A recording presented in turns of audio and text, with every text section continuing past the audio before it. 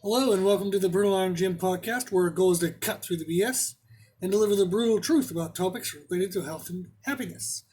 I thought myself way through that, so usually I say that without thinking, and it comes out a lot smoother. So what in the world was I doing thinking? But today's podcast is a mindset podcast, and the title is Worth Doing Poorly. So it's a little bit of an odd title there, so let me talk my way through it. So I was talking with a client today, and they brought up a statement that their child had mentioned to them, and the phrase was, "Anything worth doing is worth doing poorly." And the client and even myself, like when they said that, I was like, "Hold on, that isn't how the phrase goes." So we're like, the phrase should be is anything worth doing is worth doing well, right? So the child had explained it to their parent, and the parent explained it to me. And I actually really love the new phrasing. And both ways of phrasing it have tons of value. So let's phrase it and kind of explain the new way. So anything worth doing is worth doing poorly. So here's an example: is if you don't have time to take a shower, maybe you just want to wash your face. Well, washing your face is a pretty poor example of a shower, okay? There's a lot of bits that are missed, okay? But is washing your face better than not washing anything at all? Yes. Okay? Now, what happens if you go into a messy room and the child puts all their clothes into one pile? We'll say two piles. There's clean clothes pile, there's dirty clothes pile. Now, that's a pretty poor job of organizing clothes. They should be folded, put into drawers. But is separating your clean and your dirty clothes worth doing? Yes. So separating the clothes is at least better than leaving it all mixed and matched and not sure which is which. So it's a pretty poor job of organizing your clothes, but it's better than not organizing at all. So what about exercise? Okay, since this is a health and fitness type podcast. So exercising 10 minutes a day. Maybe even just walking around your office, circles around your desk while you talk on the phone. Is that better than never getting up from your chair and just sitting and working the whole way through your lunch break? Yes. So even walking just laps around your desk for 5 or 10 minutes on the phone, that's a pretty poor excuse for exercise. Okay? Pretty poor quality exercise there. But is that level of exercise better than no exercise at all? Yes.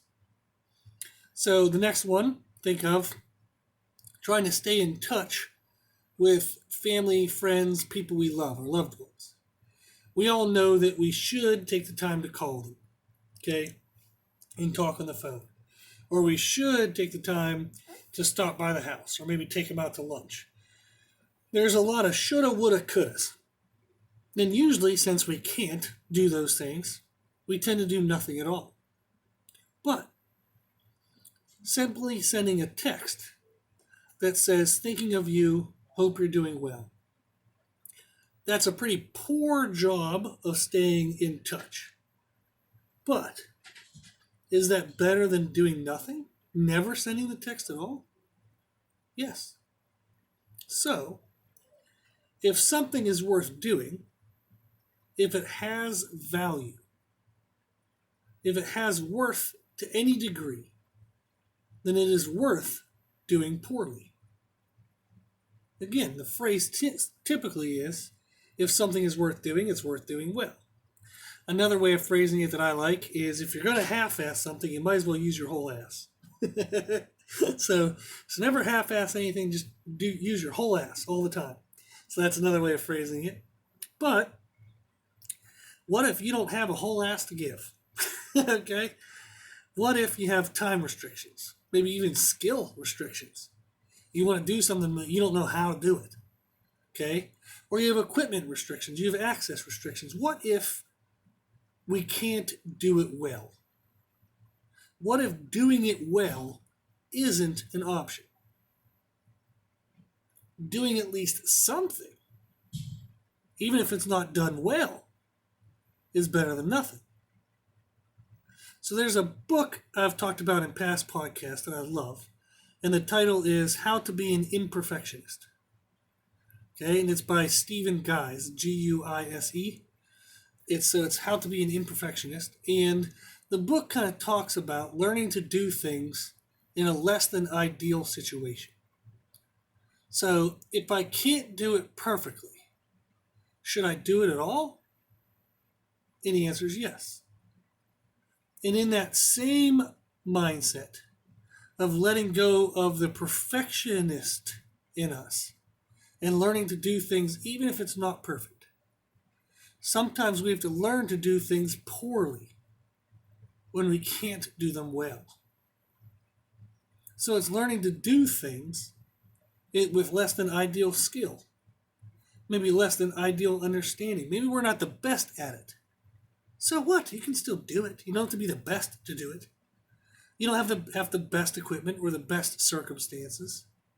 You just have to get started. You just have to do something, even if the something you do is done poorly. So when the quality can't be good, when something can't be done well, when you can't give your whole ass, at least just do it poorly. Okay? So I was thinking to myself is where I apply this in my life. So when I travel with family and friends and events and whatnot, I try to eat healthy, but it's not going to be perfect. And I try to exercise when I can, but that's definitely never perfect. So sometimes I can find an awesome gym. Sometimes I can find a way to cook the food I want, but that's very, very rare. So most of the time when traveling, one of my main focal points is to drink a lot of fluid. I want to make sure I stay well hydrated. And what I found for me was that helps my digestion to run kind of normally on track. Okay. That also helps my energy, my daily mood feel better. And then it keeps my muscles more hydrated. So they're looser. I feel kind of more athletic. I don't feel as tight. I don't feel as bound down. So I've actually torn 17 muscles in my time of lifting weights and things related to not related to lifting weights. So I have a lot of muscular injuries, and I have a slip disc and some other issues. And that stuff, when I'm traveling, if I don't stay hydrated, that stuff stinks. So my hamstrings get tight, my glutes get tight, my lower back gets tight. You get uncomfortable while you're driving. So there's a lot of issues with me if I don't keep my muscles hydrated. So I do it for good digestion, I do it for better energy, and I do it so my body stays less grumpy. Okay? So that's one of the things I do to kind of optimize my health when I'm in a time or situation or moment when things can't be optimal. I also eat in moderation, so I make sure I don't overindulge at any individual meal. Now, I might not have the best types of foods at each meal, but I do try to have the right amount. So we know this as like portion control. So if I have to eat something I don't normally eat, at least I can eat a normal amount. And again, that helps me feel better. I don't kind of get as bloated, don't have digestion issues, I don't feel guilty then. I don't feel like I'm falling behind on my goals. There's a lot of emotional and mental help and benefits to even just doing things to some degree, even if they can't be perfect. So, for example, for exercise, sometimes I've just done laps around the hotel. So I look like a crazy person, but I'll just walk around the hotel, listen to a podcast or listen to a song or something. Sometimes they'll have like a piece of crap cable machine in their quote-unquote fitness room, which is usually just cardio, which is hilarious because you can just walk around the hotel for cardio. So the one thing you can't fudge is weights, and that's the one thing they don't usually have. But if they do have something, I usually try to make a workout out of it. So even if it's not perfect, it's better than nothing. And that's the goal. So my nutrition might be poor in those moments, but it's better than non-existent. My exercise might be poor in those moments, but it's better than non-existent. So what do we think about when we often think of starting new goals towards health and fitness, or even life? Okay, new things we want to do in regard to our relational health, mental health, emotional health. Often, we won't start because we don't think we have everything ready yet. We don't think we have everything perfect. So therefore, we never start. And hint, hint, if you haven't figured it out yet, nothing in life is ever perfect. So if you always wait for perfect, you're never going to start. Some people use that as an excuse. So they can fool themselves into thinking, oh, I would be doing it if this, this, and this. Bullshit. If you're not doing it right now, you're never going to do it. Don't wait for some lame-ass excuse for you to hide the fact that you're not doing it because you are choosing to not do it. It's a choice. Nothing is making you wait. Nothing is holding you back except you. You are your problem. So, if you don't have the full amount of time to give, so what? Give whatever time you do have. Okay? If you don't have the best of equipment to exercise, so what? Exercise with whatever you have. So I've done tons of bodyweight exercises and workouts. Like yoga lattes, by the way, which is yoga and Pilates combination. Those workouts are freaking horrible. They will kick your ass. And they're totally free on YouTube. And you can find any time segment you want. You can do a 5-minute yoga lattes, 10-minute, 15-minute, 20-minute. Doesn't require any equipment. Okay? It just requires you deciding to actually do it. But whatever you think is holding you back from starting your new goals, whatever isn't perfect, whatever isn't ideal, whatever we think isn't to the quality that we think it needs to be, that's all bullshit. Absolute bullshit. You're lying to yourself. You can start right now with whatever you have. You can at least do it poorly. You can probably do a kick-ass, amazing job of doing it poorly. Okay? You can be like the best at doing it to the worst. But at least you're doing it. The worst person doing something is at least better than the person doing nothing. Yep.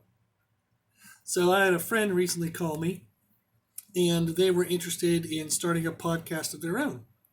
So they asked me some questions about kind of the podcasting process. And probably to their surprise, I didn't know much. Okay? So they said, well, you use Podbean for your hosting site. Why did you pick that site? And literally I just typed podcast hosting, and I had already been listening to some podcasts on Podbean. So I'd already been like subscribing to a couple that I like to follow. So just kind of like it was the thing I knew about. I didn't do any comparisons. I didn't try to see what other platforms were available. I just wanted to start, so I started. They said, well, how did you decide on your format? I didn't. And these are probably still horrible quality of me just BSing as I follow a general guideline. But the first ones were probably hideous. I don't even want to go back and listen to them. But I just started. Just start talking. And I learned some things as I went. But that was how I started I started. That's it. Like, I'd only ever listened to a few other podcasts here and there. I didn't like ones that had stupid long intros because I didn't want to hear about what the person's kids did that morning for breakfast. I don't give a shit. I want to listen to whatever the topic of the thing was. So I don't need to know about your life. I don't really care. I just want your knowledge. Okay? That's the way I operate. So that's why our introduction takes 9 seconds. That's it. Okay? When I say it correctly. So it takes 9 seconds because no one cares what the intro is. They see the title. They want to know the information that's pertaining to the title. That's it. Cut out all the fluff. Just get to the point. So when they asked me what situations, what environment, what circumstances, what was the quality of things that I wanted to be in place before I started the podcast? And the answer was damn near nothing. I just started recording it on my computer because it had a voice recorder app thing. Then I just downloaded the sound file to Podbean, and then done. That was it. I just started. And that's what you can do. So my first podcasts were done poorly, but at least they were done. At least I did them. So if you're not starting something because you're afraid to do it poorly, guess what? If you're new to it, you're going to suck anyhow. Okay?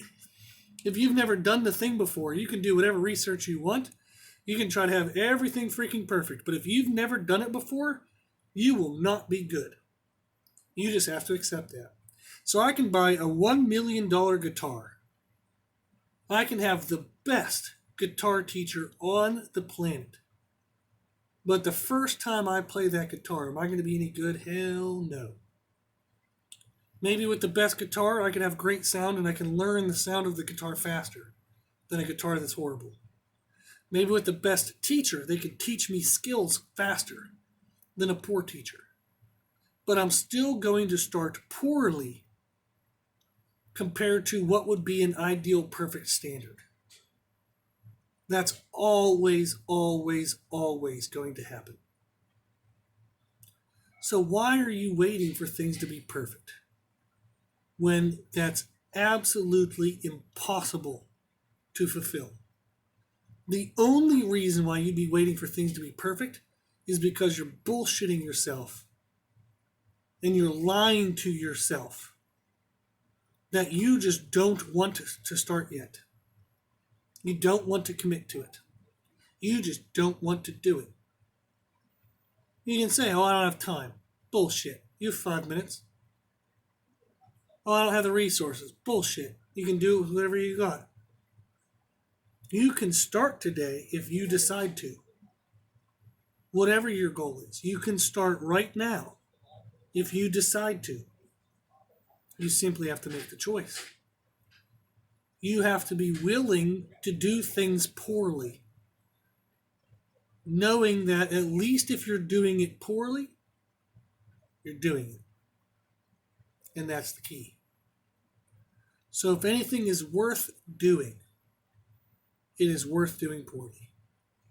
So when the quality can't be good, when something can't be done well, when you can't give your whole ass, at least just do it poorly. Start right now. Just get movement started. That's the goal. Okay? So, if there's anything that you are waiting to start for some ideal circumstance, that ideal isn't coming, and even if it does come, like the best guitar teacher in the world, you're still going to suck at it. Just accept the fact that you can't do it well if you've never done it before. So just start it with whatever you have and learn as you go. Okay? If you need any help, if you need a kick in the pants, email us at brutalironjim@gmail.com. If you're emailing me for a kick in the pants, be ready because I actually will. Okay? So I won't be very nice. So email me if you want somebody to kind of tell you how it is. Okay? But I've started a lot of things in my life. Okay? I started this business. And I'll be damned if I had any clue what the hell I was doing. Okay? But it's 9 years in and I'm still here. I started this podcast. Didn't have a clue what I was doing, but it's over a year later. Been doing one every single day, and I'm learning as I'm going. So hopefully they're getting a little better. But that wasn't my goal. My goal was to just get started, share knowledge, make a difference in the world. Make a difference in my world. And make a difference in anyone's world who is willing to listen. Okay?